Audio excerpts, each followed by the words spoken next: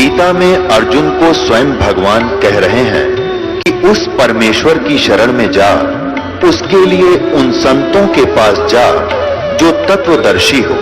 इसी प्रकार हजरत मोहम्मद को उनका अल्लाह कह रहा है कि कोई और पूर्ण परमात्मा है।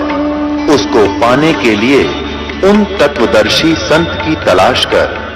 वो प्रभु कौन है, ये जानने के लिए कृपया अवश्य सुनिए जगत गुरु तत्वदर्शी संत रामपाल जी महाराज के अमृत वचन। परमात्मा कहते हैं जब लगन सा हमरी आना और काल लगे नहीं तेरा बाना। परमात्मा की मर्यादा वचन को ऐसा समझ लेना पुण्यात्मा, जैसे लक्ष्मण रेखा थी, सीता ने जरा सी लागी न सोची थी कि बिगड़ा है साधु खड़ा है, ला दे आऊं आटा ईब दे देती हूँ, अभी आ जाते हूँ, आ जाव है वह रेखा पार करें पाछे। तो पुण्यात्माओं वो कोई पागल नहीं थे जो कह गए थे सीता इस तो बाहर मत जाइए। और हम ऐसे ही ये लक्ष्मण रेखा समझ लेना, जो मर्यादा आपको दास बताता है, इसको जरा सा भी आपने भंग कर दिया तो काल तुरंत बुद्धि पकड़ लेगा आपकी।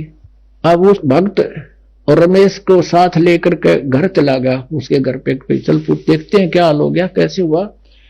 अब वो कुदरती घूमता घूमता पिछली साइड में एक बरंडा था उनका, एक बरंडा सामने था, एक बैक साइड में, और उसके साथ में एक बाथरूम सा था। वो बाथरूम के लिए चला गया, वहां देखा पछले बरंडे में एक जैसे ढक्कन हुआ कर इसका मटकेगा, उसके ऊपर वो कापन बोला है, वो ढक्कन पर कुछ जंतर मंतर करा के धूप दाप गूगल गागल कुछ दाने डाल रखे हुए, लटोटर सा जैसे करा करते हैं।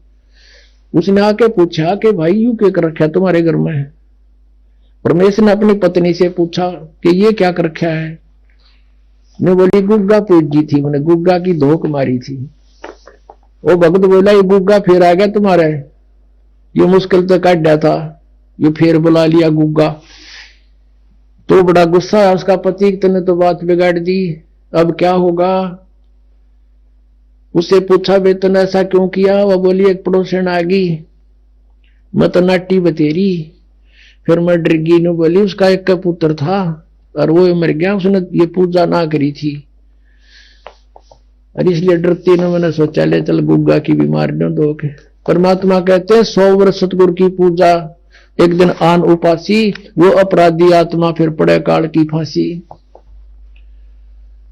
अब समाधान क्या हो, मेरे से फिर संपर्क साधा कि वहां भी दोबारा नाम ले, आगे गलती नहीं करे तो नाम दूंगा ना कति नहीं दूं। उनको फिर पक्का करना था मालिक ने, ये झटका दे के दोबारा उपदेश ले लिया उन सब परिवार ने। ये सन 1995 की बात है। आज 16 वर्ष हो गए उनके घर में किसी प्रकार की कोई तकलीफ नहीं है। यहाँ आते हैं, पाठ करवाते हैं और सत्संग सुनते हैं, सब बच्चे स्वस्थ हैं। तो पुण्यात्माओं परमात्मा कहते हैं संसारी दी गल्ला चिन्ह ना बूझे शब्द जो गहरे नू, ये मुर्दों से ती प्रीत लगावे न जाने सतगुरु मेरे नू। अब जो मर गए उनकी मंडी बना रखी गामा में, बाबा जी रहा करता, तपस्या करा करता है, और वह समाज पूजा करें हम। अरे भले आदमियों कुछ तो दिमाग तो सोचो। जैसे कोई वैद्य था और वो नब्ज देख के दवाई बता देता था, रोगी स्वस्थ हो जाता था, बहुत अच्छी बात है। उसकी मृत्यु के बाद उसकी समाधि बना दे जहां उसको अंतिम संस्कार करते हैं, या उसके ऊपर एक यादगार बनाकर उसकी मूर्ति स्थापित कर दे, और फिर कोई उसने पूजन जावे वैद्य ने, क्या वो रोग काट देगा, क्या वो दवाई बता देगा, नब्ज देख लेगा आपकी? नहीं देख सकता। तो जैसा वो वैद्य था ऐसा ही वैद्य वर्तमान का खोजना पड़ेगा, जो जाते नब्ज देख कर दवाई बतावे। तो परमात्मा यही कहा करते, तुम इन मुर्दों की पूजा करते हो, तुम मुझे जिंदे न पूजो, मैं सारी बात बताऊं, विधि बताऊं तुम्हारी और मोक्ष करूं। फिर क्या बताते हैं, श्वेत छतर सिर मुकुट विराजे, देखत ना उस चेहरे। सतलोक के अंदर परमात्मा एक बहुत बड़े विशाल गुम्बद के अंदर विराजमान है, उसके बीच में बैठे हैं तख्त पर, और सिर पर सफेद सुंदर मुकुट है मालिक का। कहते श्वेत छतर सिर, ऊपर छतर है जैसे ये आप देख रहे हो, ये तो एक बनावटी है, वो ऑटोमेटिक परमात्मा का बहुत बड़ा विशाल छत्र है, सफेद श्वेत छत्र शेर मुकुट विराजे, देखत ना उस चेहरे नू। कहते उस भगवान के दर्शन नहीं करते, और ऊंची थड़िया खेती वो ये भूल गए नज डरे नू। अब जैसे हम आन उपासना करते हैं, वो तो ऐसी साधना है जैसे किसान ऊंची थलियों पर, ऊंचे टीलों पर बीज बोकर खेती बो रखी हो उसने, और कभी वर्षा हो जाए तो 2 दाने हो सकते हैं, ना तो कुछ नहीं हो उसमें।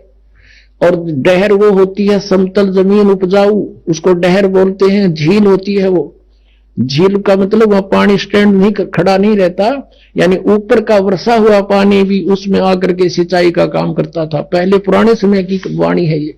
और उस डहर क्षेत्र में 1 एकड़ में 50 मन गेहूं हो, और ऊंची थलियां पे 2 धड़ी यानी 10 किलो भी ना हो मुश्किल थे, क्योंकि वो स्थान खेती करने का कोन्या।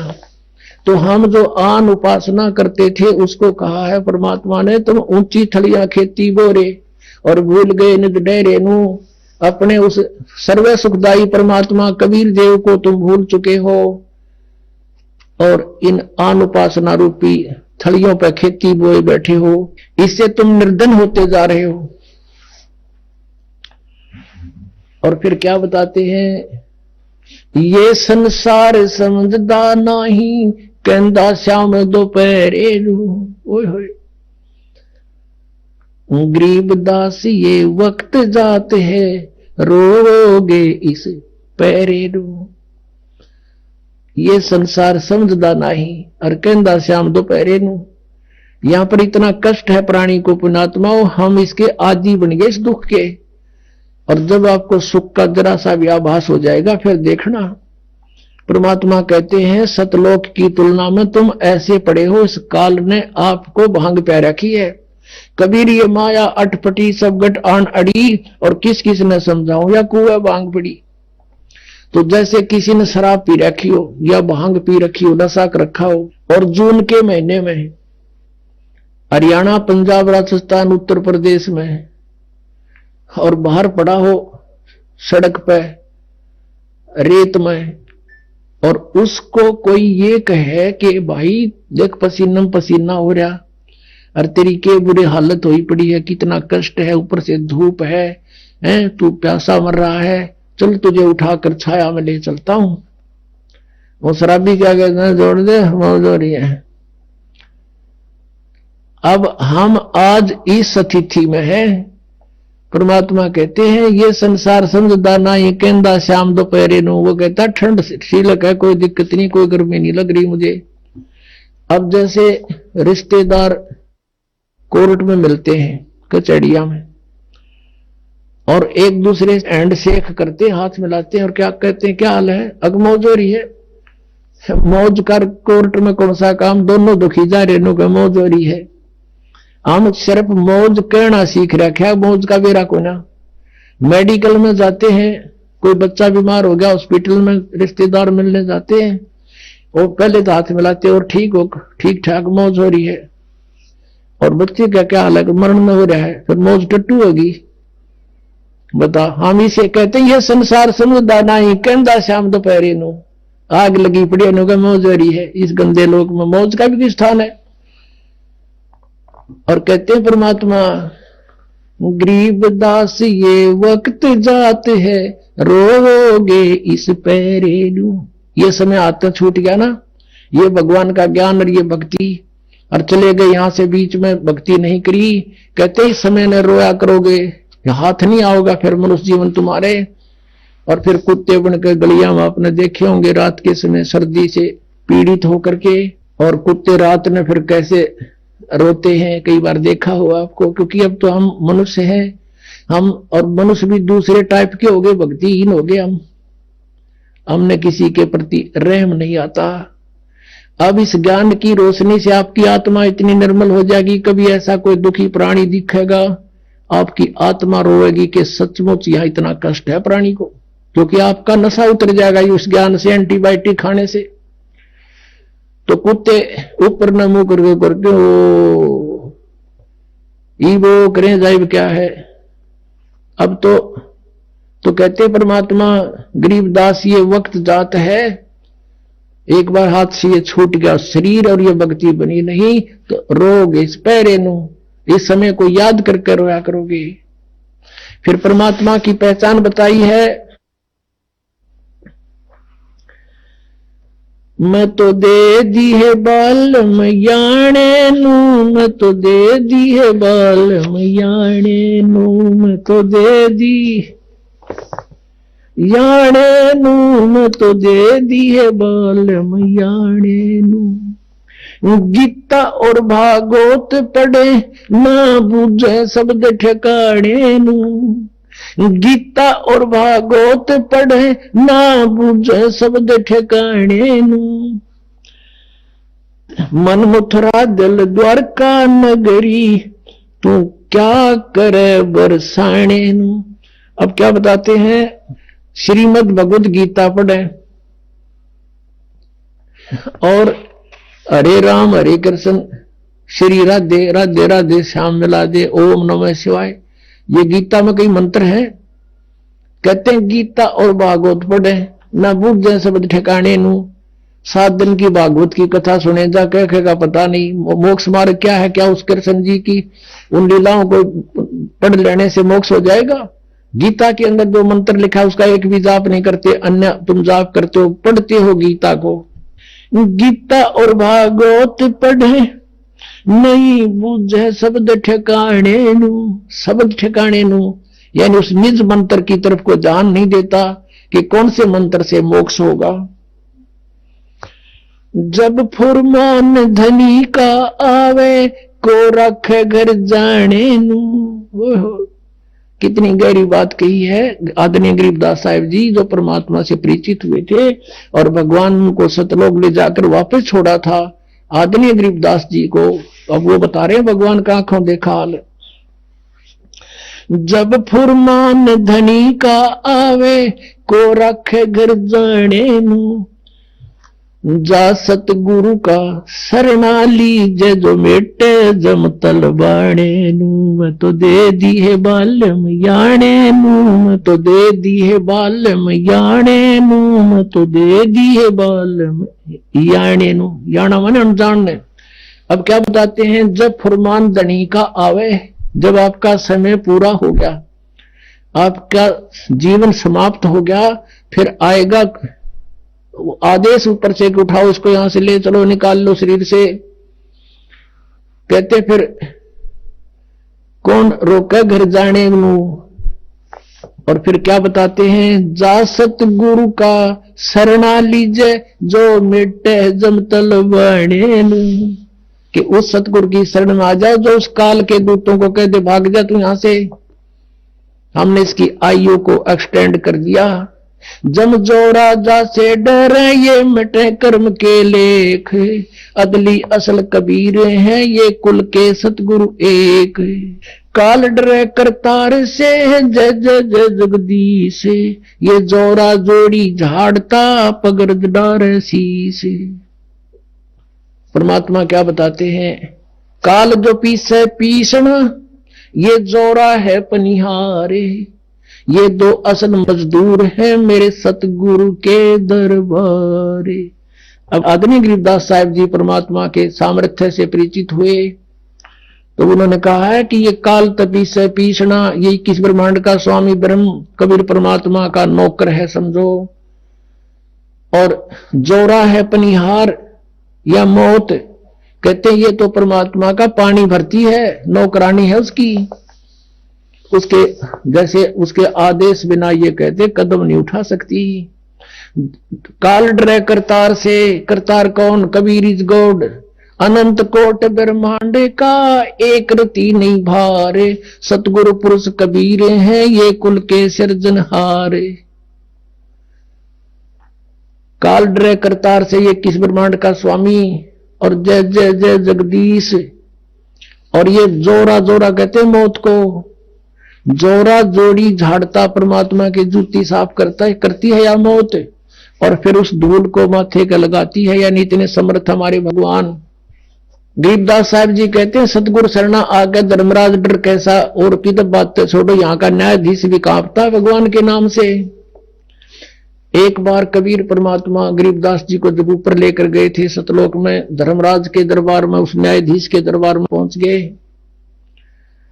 और वहां जाकर के परमात्मा की देख के शक्ति को धर्मराज गद्दी छोड़ के खड़ा हो गया, अपनी सीट को छोड़ के, और कहा भगवान आकर बैठो विराजो। जब परमात्मा कबीर परमेश्वर जी खड़े खड़े डांट लगाते हैं, जैसे उच्च अधिकारी नीचे छोटे अधिकारी को डांटता है और आदेश सुनाता है, ऐसे परमात्मा डांट लगा रहे हैं। कहते हैं धर्मराय दरबार में दी कबीर तलाक, मेरे भूले चूके हंस को तू पकड़िए मत कजाक।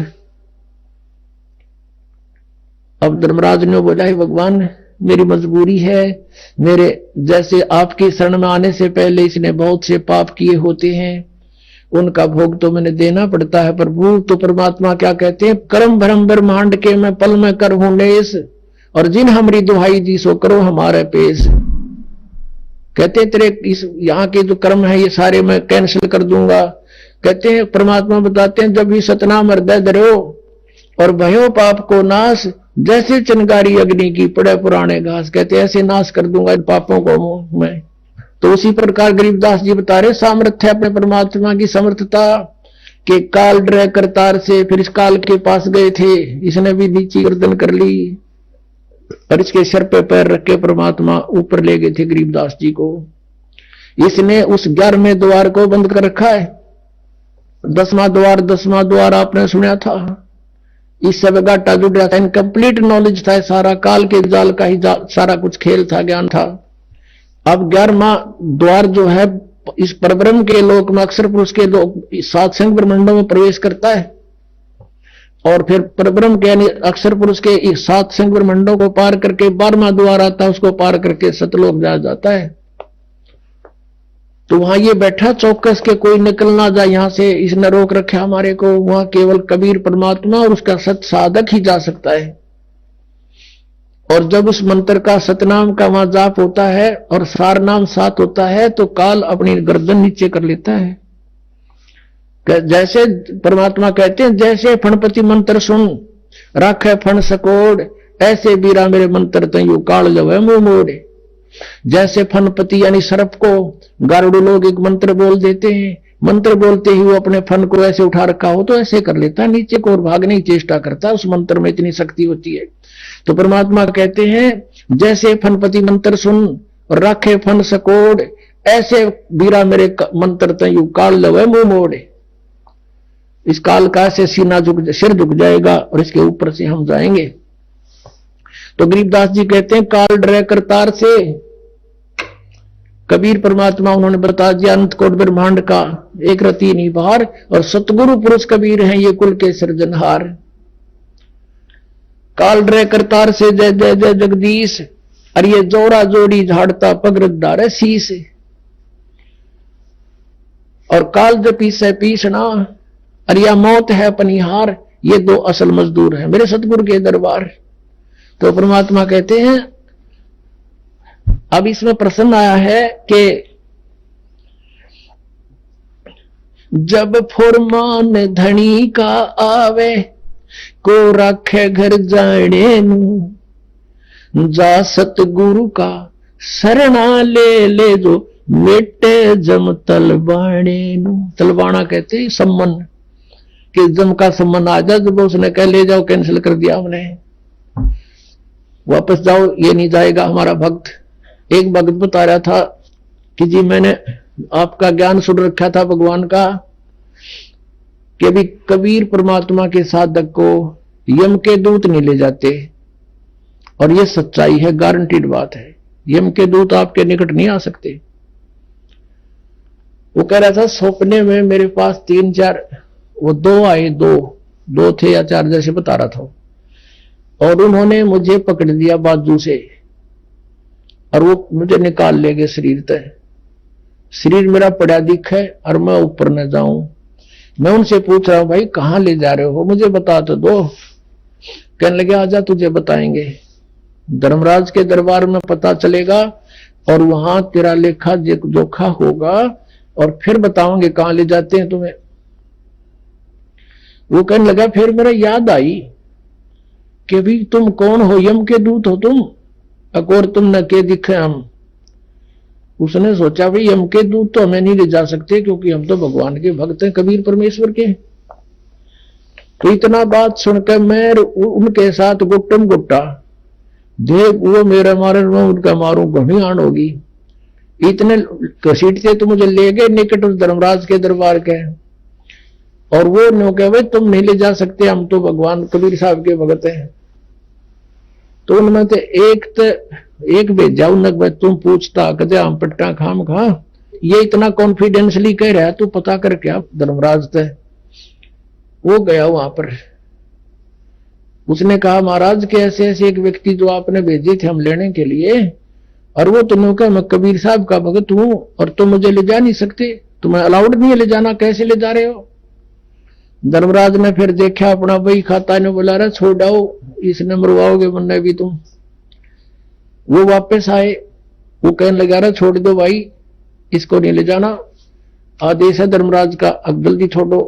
उन्होंने मैं छोड़ दिया, ऊपर तो पटक दिया बदमाशा नो का नो, और मैनू वहां उठपट होता हुआ मरिया भाई, एकदम शरीर में प्रवेश हुआ और एकदम नू होया, सारा पसीना आ रहा, मुंह सूख रहा, और हाथ उठाऊं तो हाथ उठे नहीं, पैर हिलाऊं तो पैर हिले नहीं। कोई 5 मिनट के बाद मेरी गतिविधि शरीर की ठीक हुई, फिर मेरा याद आई रास्ते कट गई थी टिकट भाई, आज तो सचमुच मर गया था मैं, तो जो शरण में ना होता फिर वो बतावे। और पुण्यात्माओं फिर उसका दृढ़ विश्वास हो गया है कि भाई सचमुच जो शब्द आज तक हमने मालिक की महिमा सुनी वह सारी साची है। तो यहां क्या कहते हैं, जब फुरमान धनी का आवे को रखे घर जाने नू, कहते कौन रोके उसने, जब धनी का फरमान आओगा यहाँ के मालिक का। तो क्या बताते हैं, जा सतगुरु का शरणा ले ले जो मिटे जमतल बने नू। इस काल के आदेश को कैंसिल कर दे, जम जोरा जासे डरे मिटे कर्म के लेख। अदली असल कबीर है, अदली माने न्यायकारी, वास्तविक न्यायाधीश कबीर हैं, और कुल के सतगुरु एक। बोलो सतगुरुदेव जय हो।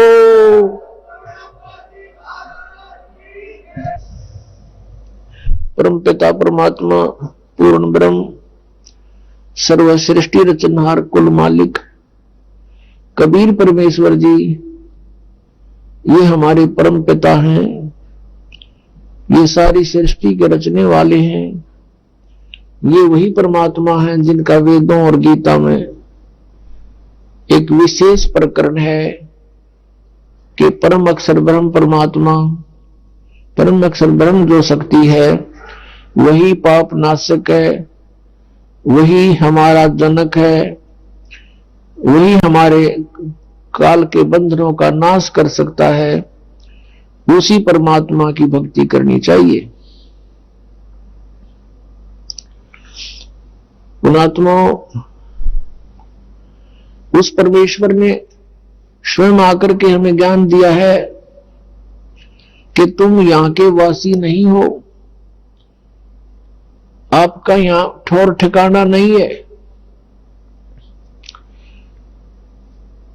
और जिन पुण्यात्माओं को परमात्मा आकर के मिले, उनको समझाया, उन्होंने परमात्मा को पहचाना, फिर उन महापुरुषों ने भी परमात्मा द्वारा प्राप्त उस ज्ञान का ढोल पीटा कि कबीर इज गॉड। हम सुल्तानी नानक तारे दादू को उपदेश दिया, जात जुलाहा भेद न पाया, का सीमा है कबीर हुआ।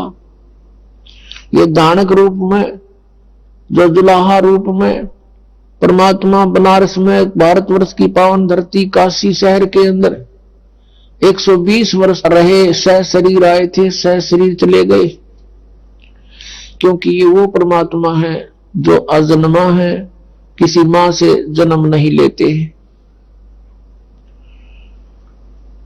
उस परमेश्वर ने हम सबकी रचना की है, और जिन महापुरुषों को वो मिले उन्होंने उस परमेश्वर की महिमा बताई है। अनंत कोट ब्रह्मांड का एक रति नहीं भारे, सतगुरु पुरुष कबीरे हैं ये कुल के सिरजनहार। पुण्यात्मा, मनुष्य जीवन बार बार प्राप्त नहीं होता, और मनुष्य जीवन पाकर जो नहीं रटे हरि नाम, जैसे कुआं जल बिना फिर बनवाया क्या काम। परमात्मा ने आके हमें चेताया है कि तुम इस मनुष्य जीवन को इस काल प्रेरणा से केवल यहां इस संसारिक भौतिक सुखों को संग्रह करने पर ही व्यर्थ कर जाते हो, और जिस संपत्ति को सारा जीवन जोड़ते हो, इकट्ठा करते हो, कोठियां बनाते हो, बैंक बैलेंस बनाते हो, ये तुम्हारा नहीं है, तुम्हारे साथ इस काल ने धोखा कर रखा है। पहले तो हमें यही समझ में नहीं आई कि ये काल कौन है। फिर परमात्मा ने जो सृष्टि रचना सुनाई तो वो हमारी बुद्धि में प्रवेश नहीं हुई, वो हमारे गले नहीं उतरी, क्योंकि हमने वो लोक वेद सुन रखा था। तो अभी तक ये समस्या हमारे सामने रही कि हम परमात्मा को परमात्मा स्वीकार नहीं किया, और जो ईश नहीं थे, जो भगवान नहीं थे, हमने उनको भगवान मान लिया। आप जी ने श्री शिव पुराण, संस्कृत से जो शिव पुराण है और वेंकटेश्वर प्रेस से जो प्रकाशित और छपी है, उसमें आपने देखा कि ये काल कह रहा है ब्रह्मा और विष्णु को, यू आर नॉट गॉड, तुम ईश नहीं हो, तुमने गलती से अपने आप को भगवान मान लिया। वो कहता मैं ही ईश्वर हूं, ये सब मेरा है। यहां परमात्मा कहते हैं, स्वयं आकर के बताया है, और जिन महापुरुषों को वो मिले हैं उन्होंने उस परमात्मा की गवाही दी है।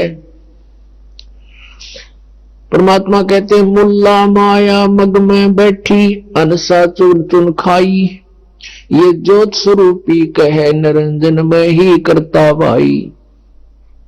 एक न करता, दो न करता, नौ ठहराए भाई, और 10वां भी धुंधर में मिल जा सत कबीर दुहाई। ये ज्योत स्वरूपी निरंजन कहता मैं हूं परमात्मा, ये सब कुछ मेरा है। तो गरीबदास साहब जी कहते हैं कि परमात्मा के बारे में तो हमें जानकारी भी नहीं। ये ज्योत स्वरूपी कहे निरंजन, ये काल कहता मैं ही करता भाई, हमें मूर्ख बना रहा है ये। और एक न करता, दो ना करता, ये 9 करता ठहरा दिए, 9 अवतार, ये सारे भगवान। और कहते 10वां भी धुंधर में मिलेगा, एक सत कबीर दुहाई। सत माने अविनाशी। क्या बताते हैं कि जैसे श्री राम, श्री कृष्ण और अन्य ये 9 अवतार मानते हैं, कहते हैं वो सब यहां मृत्यु को प्राप्त होकर गए हैं। और 10वां निकलंक नाम से आएगा राजा हरिश्चंद्र वाली आत्मा। और परमात्मा ने बताया कलयुग के अंदर वो संभल नगरी में विष्णुदत्त शर्मा के घर पर जन्म लेगा, और सबसे शक्तिशाली होगा, और उसकी तलवार बहुत लंबी होगी। उसने सभी व्यक्तिकृत गनी हो जाएंगे, कोई भी आन कान रह नहीं, मांसाहारी प्राणी होंगे, सब पाप आत्मा हो जाएंगी। उनको फिर वो 10वां अवतार काटेगा, सबको अपनी तलवार से नाश करेगा, जैसे परशुराम जी ने अक्षत्रियों को नाश किया था। अब यहां परमात्मा के विधान में और इस काल के विधान में बहुत अंतर है। जिसमें प्राणी अकर्मी हो जाते हैं, अधर्मी हो जाते हैं, जैसे क्षत्रिय लोग यानी राजा लोग और राजा के दरबारी लोग, ये अधर्मी हो गए थे, इनके कोई आन कान नहीं रही थी। उस समय काल प्रेरणा से परशुराम जी का जन्म हुआ। परशुराम जी ने फिर उन दुष्टों को सबको काटा, मार डाला। अब ये विधान है इस काल का कि निकम्मों को ऐसे सेट करना है, और परमात्मा का विधान है कि किसी बुरी आत्मा हो, अब वो अज्ञान से बुरी होगी और इस तत्व ज्ञान से वो ठीक हो जाएगी। तो परमात्मा का विधान है कि शायद निकम्मा आदमी हो उसको सत्संग सुनावे, तत्व ज्ञान से परिचित करावे, फिर अपने आप उसको विष दिखाई देगा, वो सब बुराइयों से बचेगा। लेकिन काल उस तत्व ज्ञान को नहीं चलने देता, उसको डर बना रहता है कि इससे परिचित होने के बाद प्राणी यहां नहीं रहेगा। इसलिए वो लोकवेद सुनाता है, अपने दूतों को भेजकर सारी जनता को भ्रमित करवाता है, और जिसका अभी तक हम दुष्परिणाम भोग रहे हैं। अब 10वां अवतार जो आएगा, अब राजा हरिश्चंद्र की आपने कथा सुनी हो, वो कितने पुण्य आत्मा थे, कितने धर्म आत्मा थे, और किस प्रकार वो अपनी मर्यादा का पालन करने वाले थे। बच्चे को भी बेच दिया, पत्नी को भी बेच दिया, आप भी बिक गया, लेकिन अपना सत नहीं छोड़ा। वो अब स्वर्ग के अंदर विद्यमान है, वो राजा हरिश्चंद्र वाली आत्मा। कुछ पुनों को तो वहां नाश करवा दिया उसका स्वर्ग में, और फिर उसको श्रृंगार कर भेजेगा, 10वां अवतार बनाओगा, और उसकी क्या ड्यूटी लाओगा काल के इन सब को काट दे, जितने भी प्राणी बकवादी हो गए उस टाइम, एंड ऑफ द कलयुग। अब वो आवेगा, सबको काटेगा, मार डालेगा जो निकम्मे, अच्छी आत्माओं को छोड़ देगा। उस समय जिनमें जरा सी भी धार्मिकता शेष होगी उनको नहीं मारेगा।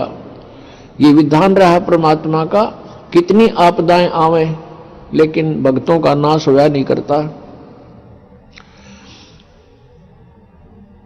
और फिर उसके वो बैड अकाउंट में लिख दिए जाएंगे, जितने जीव हिंसा वो करेगा। अब उसको फिर यहां से पापों से लाद के भेजेगा, और यहां उसकी महिमा हो जाएगी जैसे रामकृष्ण की होगी। रामचंद्र जी ने बाली मारा था, सुग्रीव का भाई, और उसका भी बदला देना पड़ा श्री कृष्ण रूप में। उस बाली वाली आत्मा ने श्री कृष्ण जी के पैर में तीर मार कर वध किया।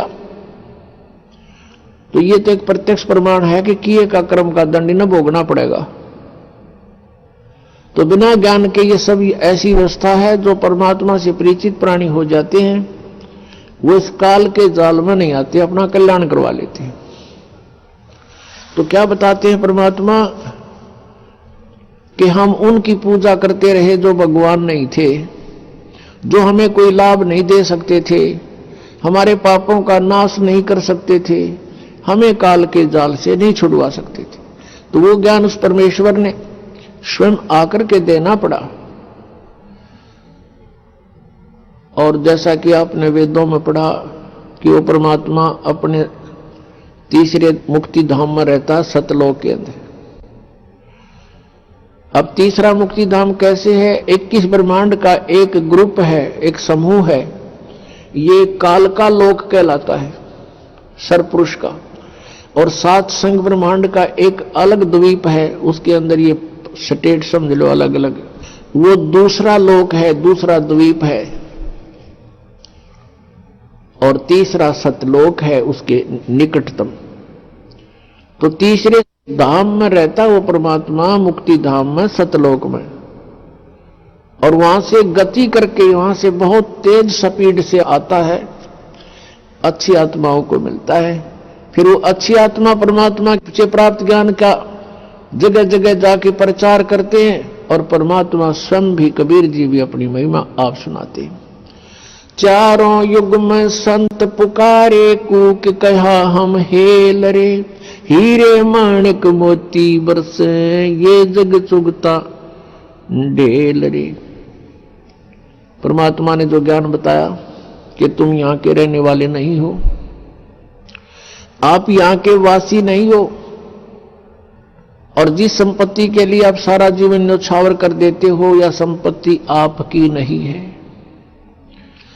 काया तेरी है नहीं, ये माया कहां से हो, चरण कमल में ध्यान रखो, तुम इन दोनों को खो। ये माया करता रे की तू अपनी कह गंवारे, दो जग धक्के खावेगा या नाहक बह बिगारे। सर्व सोने की लंका होती रावण से रणधीरम, एक पलक में राज बिराजी जम के पड़े जंजीरम। मन तू सुख के सागर बसरे, भाई और न ऐसा यसरे। सर्व सोने की लंका थी, रावण से रणधीरम, एक पलक में राज बिराजी और जम के पड़े जंजीरम। अगम निगम को खोज ले, बुद्धि विवेक विचारे, उदय अस्त का राज न ले तो बिन नाम बिगारे।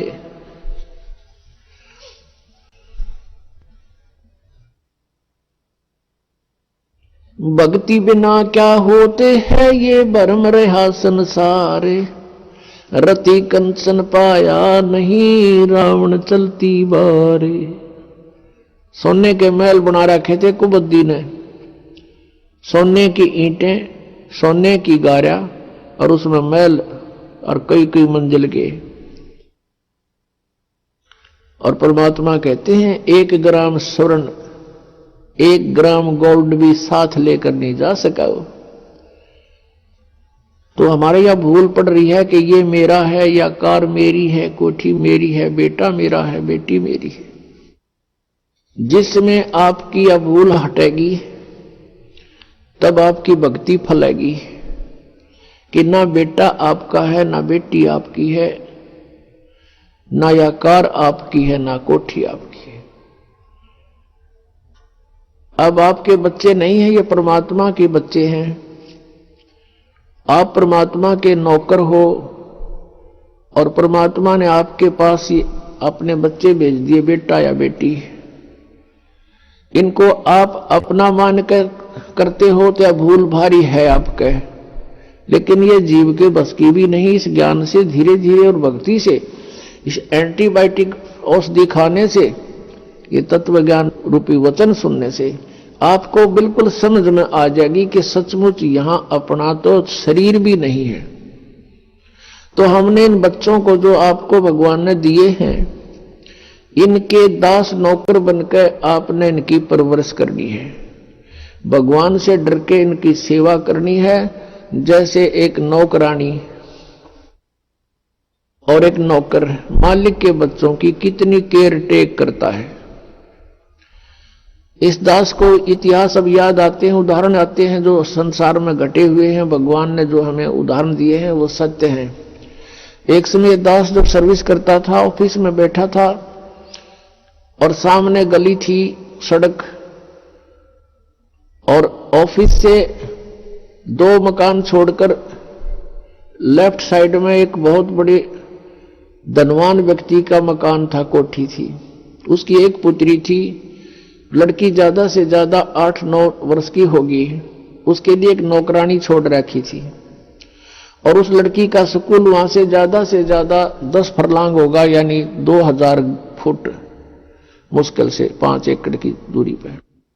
तो वो लड़की को नवाती धवाती, उसके सारे कपड़े चेंज करती और सारा उसको व्यवस्था रखती, खाना पीना दूध सब समय पर खिलाती। और उसको जब छोड़ने जाती थी स्कूल में, पैदल छोड़ के आती थी, थोड़ी दूरी थी, तो वो क्या करती थी, जून के महीने में एक छोटा सा छाता लेकर लड़की पर तो छाता रखती थी और स्वयं धूप में चलती थी, क्योंकि वो मालिक की बेटी थी। और जब उसको नौकरी से निकाल दिया, उसने झांका भी नहीं उधर, और पहले वो उसको इतना प्यार देती थी शायद मां भी नहीं दे सकती। तो ऐसे ही हमने इनको मालिक के बच्चे जानकर, और हम सभी यहां कष्ट में हैं, दुखी हैं, एक दूसरे को समझकर, जैसे एक सास बहू है और सास बहू का कहते हैं कुत्ते बिल्ली वाला बैर हो जाता है। ऐसा क्यों है? बिना ज्ञान के गाटा जुड़ रहा है। और फिर कहते हैं जैसा दर्द आपने हो ऐसा जान बिराने, अब जैसे घर का मुखिया है, सास है, उसके अधीन पुत्र वधू है, अब उसके साथ दुर्व्यवहार करेगी तो उसकी आत्मा रोएगी, बोल सकती नहीं। तो वो आत्मा की जो पुकार है वह भगवान के दरबार में डिपॉजिट होती है और उसका प्रतिफल बहुत भयंकर होता है। फिर क्या होता है कि कई जगह ऐसा है कि पुत्र वधू इतनी हैवी है सास पर, उसको तंग करती है, तो उस समय यू ज्ञान याद रखना चाहिए कि हम इस काल ने ऐसी व्यवस्था में जोड़ रखे हैं, क्योंकि यहां व्यवस्था ऐसी है। अब जवान बच्चे का और बुढ़े का कभी भी मेल नहीं मिले, ना मन मिले, ना व्यवहार मिले, ना विचार मिले, और फिर रहना इकट्ठा, सास और बहू ने इकट्ठा रहना और कति विचार नहीं मिले, यह गारंटीड बात है, और इसलिए झगड़ा रहेगा, यह भी रहेगा। लेकिन इसका समाधान इस ज्ञान से होगा। देखो, कोई भी घर में हानि करके प्रसन्न नहीं हुआ करता, कोई भी नुकसान करके राजी नहीं, लेकिन हो जाता है। और फिर उसके ऊपर एक दूसरे के साथ खींचातानी करे, तूने ऐसा कर दिया, तू ऐसा करता है, ये करता है। को बालक है उसने प्यार से समझा दे, लेकिन नुकसान जो होना है आपके भाग्य में पूर्व निर्धारित है, वो होके ही रहेगा। और वो नुकसान तो हो लिया और फिर वो झगड़ा बाकी रह गया, बेमतलब की टेंशन। जब आप परमात्मा की शरण में आ जाओगे, ये हानि भी नहीं होगी आपके, सत्कर मान लेना। और इस ज्ञान से जब ये मन बकवाद करेगा, इस ज्ञान रूपी लगाम से ये रुकेगा। एक सास बहू थी, बुढ़िया बहुत लड़ा करती अपने पुत्र वधू के साथ, इकलौता पुत्र था। अब बेटा न्यू सोचा करता, भाई मां की बात नहीं मानी तो मां की आत्मा दुख पाओगी। वो भी अपनी पत्नी को ही धमकाया करता, गलती होती चाहे ना होती, मां को प्रसन्न करने के लिए। और बुढ़िया बहुत कलियारी थी। अपने आत्माओं, एक परमात्मा लीला बख्शते हैं, करते हैं, दया करते हैं। एक बहन सत्संग में जाया करती थी, बुढ़िया माई, वो उनके घर चली गई, कुदरती परमात्मा भेजते हैं। और वह बुढ़िया लागरी कति श्लोक सुनान, अच्छी बूंदी कहन अपनी पुत्र वधू को, और वह बेचारी बोल रहा नहीं। अब बोलूंगी तो फिर सामने अपने बेटे दगड़वाएगी, तो वह बेचारी चुप रहने में अपनी खैर समझ रही थी। अब उस बहन जो सत्संग में जाती थी, परमात्मा परमेश्वर के विचार सुनती थी, उसने सोचा ये तो नरक हो रहा है इनका घर। उसने उस बुढ़िया को सहज सहज प्यार से कहा, बहन सत्संग में चल लेगी? ना, हम नहीं जाया कर सत्संग में, ये तो उलगी जाया कर ठाली, जिन्हें कोई काम कोई ना। हर बुढ़िया ने काम बहुत लड़ने का, और काम नहीं उसने, वो छूटे ना उससे। उसने फिर दूसरे तीसरे दिन फिर कहा कि आए एक बार मेरे साथ चल, कोई भी ना रही मेरे साथ चलने वाली, और मैं अकेली रहेगी, सत्संग में जाना है, जल्दी आ जावांगे। वह उसकी मुंह लागती सी थी। उस दिन वह बुढ़िया उसके साथ चलेगी। अब साथ चलेगी तो वह सत्संग सुना, सत्संग सुने तो पुण्यात्मा असर होया कर, ऐसी बात नहीं। जब तक हम कुएं के मेंढक बने रहेंगे, हम उसी क्रियाओं से लिप्त रहते हैं, वैसे ही विचार हमारे बने रहते हैं, और ज्यादा ही दुख और बुराइयां हमारे अंदर प्रवेश होती रहती है। बुढ़िया ने सुने विचार, उसकी तो एकदम जो है ना, एकदम परिवर्तन आ गया उसके अंदर। अब सचमुच हमने आपस में नहीं किसी को दुखी करना चाहिए। कथा सुनाई गई कि एक व्यक्ति था,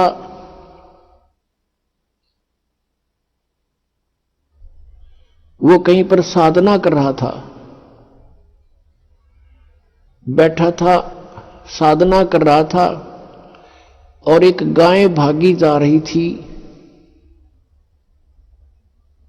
और वो गर्भवती थी, और उसको ये आभास हो गया था कि कोई कसाई उसके पीछे पड़ा हुआ है। वो आगे वन में ओझल होगी, शिकारी वहां आया, उस साधक से उसने पूछा, गाय देखी आपने? कहते मुंह से नहीं बोला, उसने हाथ कर दिया, ऐसे किधर गई? वो कसाई ने वह गाय ढूंढ ली, वो मार दी। उसका भी प्रतिफल उसको भोगना पड़ा। कहते हैं फिर उसकी बाजू कट गई। इतना भी हम सहयोग देते हैं किसी अन्य दुष्कर्म के अंदर, इतना भी हमें हानि होती है। जैसे हमने मना किया है बीड़ी शराब मांस तम्बाकू पीना नहीं है, और किसी को पीने में सहयोग भी नहीं देना, उठा के भी नहीं देना, उसमें भी हानि होगी। आपको मर्यादा सारी पालन करनी होगी। कहने का भाव यह है कि एक व्यक्ति था और उसकी पत्नी बहुत लड़ा करती, बहुत झगड़ा करती थी, बहुत बुरा बोलती थी। तो किसी ने, वो जो व्यक्ति था अगले जन्म में जिसकी बाजू कटी थी, वो साधना कर रहा था, कहीं पर अगले जन्म में भक्त बन गया। तो उसकी किसी ने आकर के अचानक पहले तो उससे पैसे पूछे, बाबा जी पैसे निकाल सारे। अब पैसे नहीं है भाई मेरे दो, उसकी बाजू काट दी। अब उसने सोचा भाई मैं भक्ति भी कर रहा हूं और यह आपत्ति मेरे पर कैसे आ गई। उसने सोचा भी मैं इसका किसी से कारण पूछूं, मेरा कौन से जन्म का पाप था। किसी ने बता दिया भाई इस गांव के अंदर एक भक्त है और वो पीछे बीती हुई बता देता है, पिछली बता देता है, भविष्य की नहीं जानता। वो उसके घर पर गया तो उसने पता लगा कि वो घर से बाहर गया हुआ है। फिर भी उसने सोचा घर पे पता करता हूं। जब वो घर पे गया तो उसकी पत्नी से पूछा कि ऐसे ऐसे वो कहां है भक्त हुआ। उसकी पत्नी लगी गाली देने कि तेरे जैसा ढेढ़ वो है, अंडा धक्के खांदा जिस तरह तू खावे है, पता नहीं के सुना दी।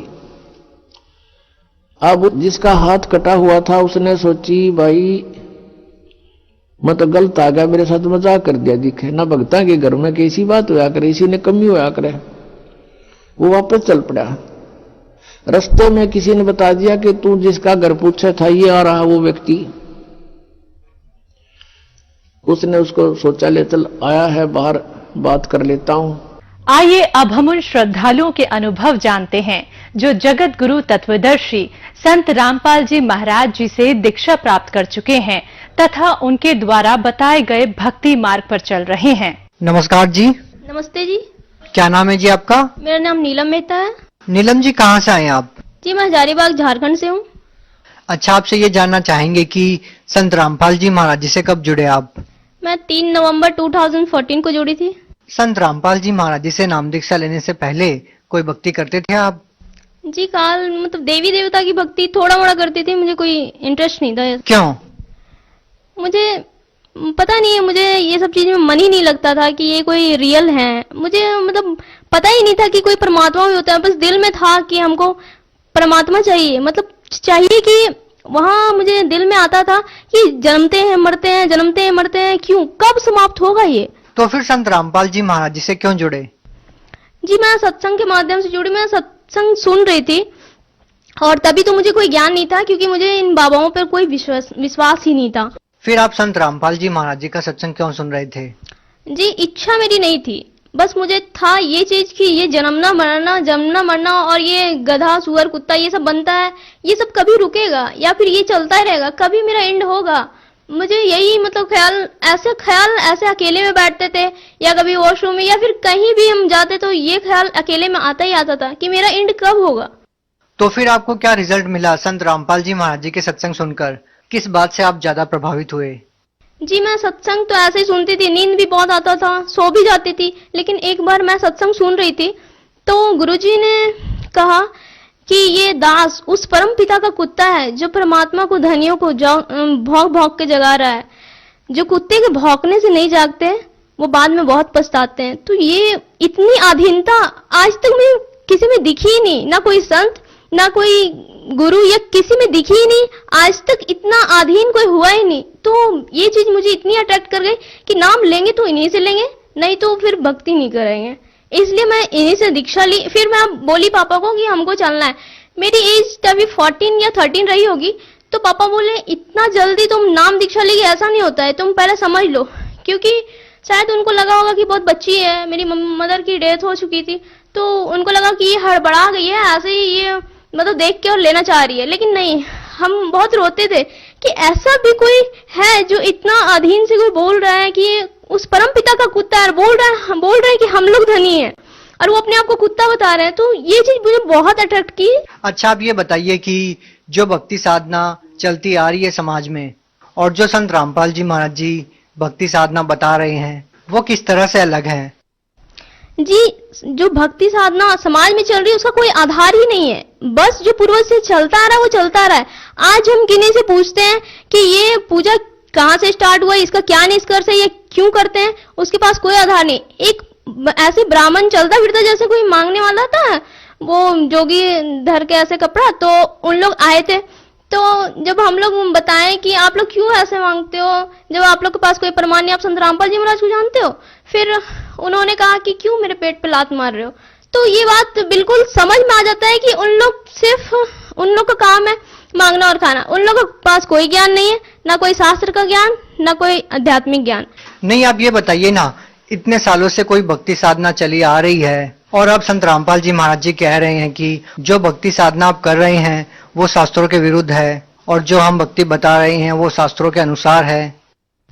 जी, पहले मानव अशिक्षित थे, शिक्षा अब मिली है, पहले अशिक्षित थे। और जो गुरु हैं वो जो धर्म गुरु थे पहले, जो भी ब्राह्मण थे, उनके पास जो ज्ञान था वो शास्त्रों के अनुसार नहीं था। भले वो शास्त्र पढ़ते थे, लेकिन बोलते हैं ना गुरु बिन ज्ञान नहीं होता, तो वैसे ही उनके पास वो यथार्थ ज्ञान नहीं था, वो ज्ञान नहीं था जिससे मोक्ष प्राप्ति हो सके। ज्ञान था लेकिन उसका कोई मतलब निष्कर्ष नहीं था। ऐसे हम शिव की भी कर रहे हैं, ऐसे हम ब्रह्मा की, विष्णु की और ऐसे दुर्गा की भी कर रहे हैं, लेकिन मोक्ष नाम की कोई चीज थी ऐसा हमको पता ही नहीं था। समझ में आता था ना कि मोक्ष बहुत कठिन है, जो हमें जंगल में जाकर मिलेगा, जंगल में जाकर तपस्या करना, इतना कौन हार्ड काम करेगा। आज हमें पढ़ना है, खाना है, इतना सारा काम है, कोई जंगल में जाकर करेगा, ये बहुत कठिन काम था। ये मतलब दिमाग से निकाल दिया था कि ये सब भी कोई चीज होती है। तो फिर जब हम ज्ञान सुने अपने गुरुजी का, संत रामपाल जी महाराज का, तब पता चला कि ज्ञान होता वास्तव में क्या है।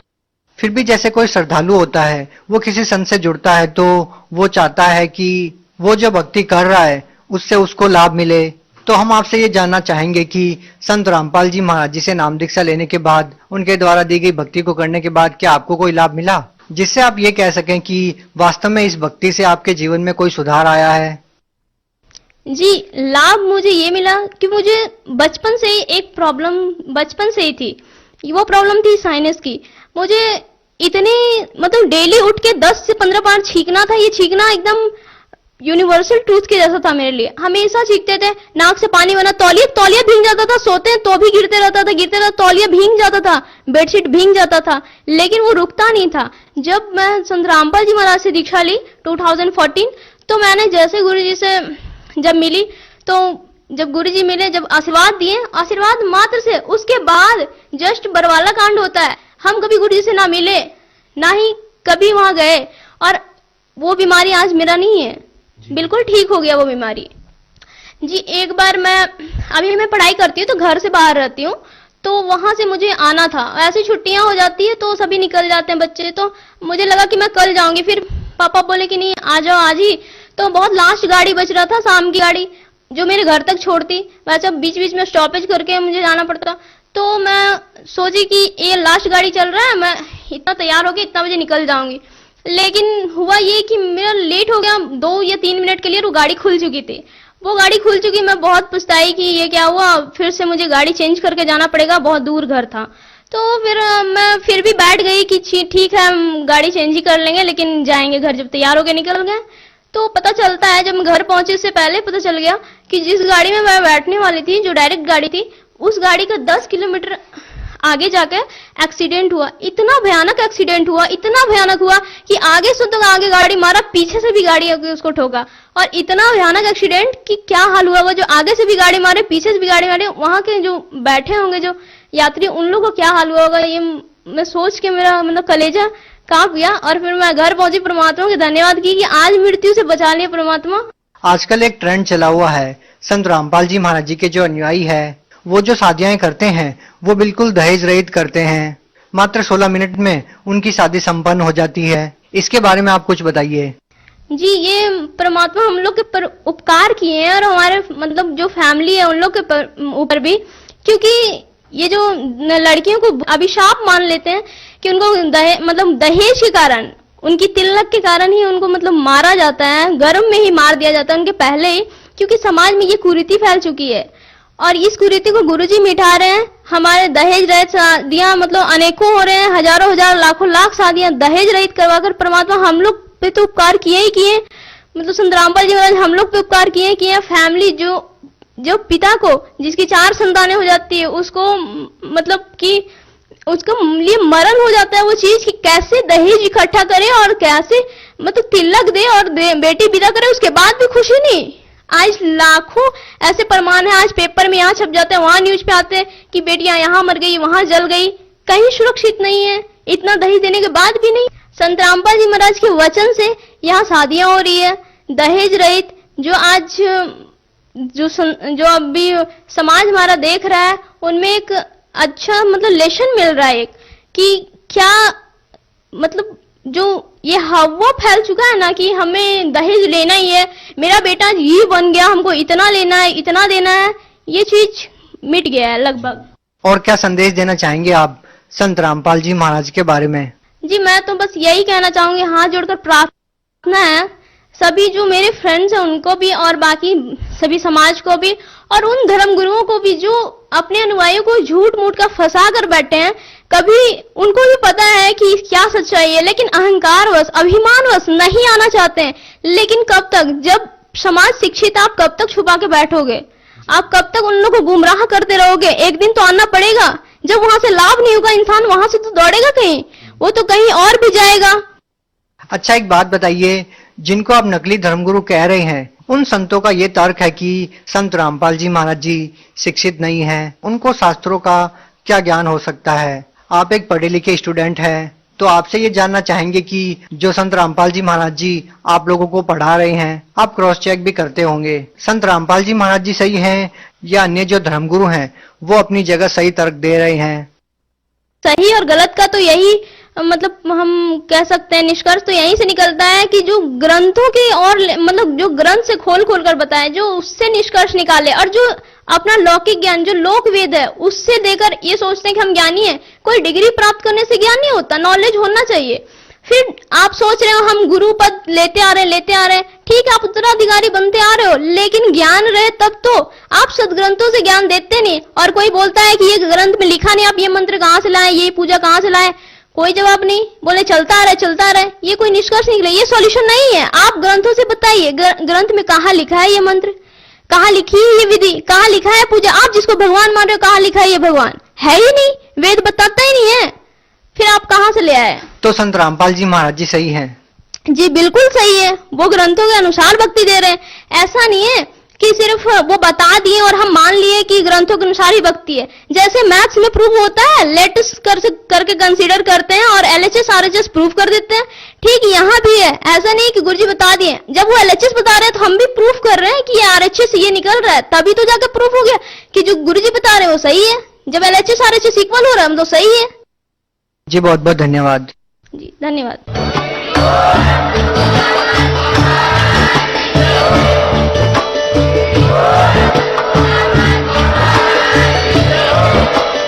आप सुन रहे थे जगत गुरु तत्वदर्शी संत रामपाल जी महाराज जी के मंगल प्रवचन। अधिक जानकारी के लिए विजिट कीजिए हमारी वेबसाइट www.jagatgururampalji.org। संत रामपाल जी महाराज जी के शुभ आशीर्वाद से पूरे विश्व भर में 500 से भी ज्यादा नाम दीक्षा केंद्र हैं, जिन पर संत रामपाल जी महाराज जी द्वारा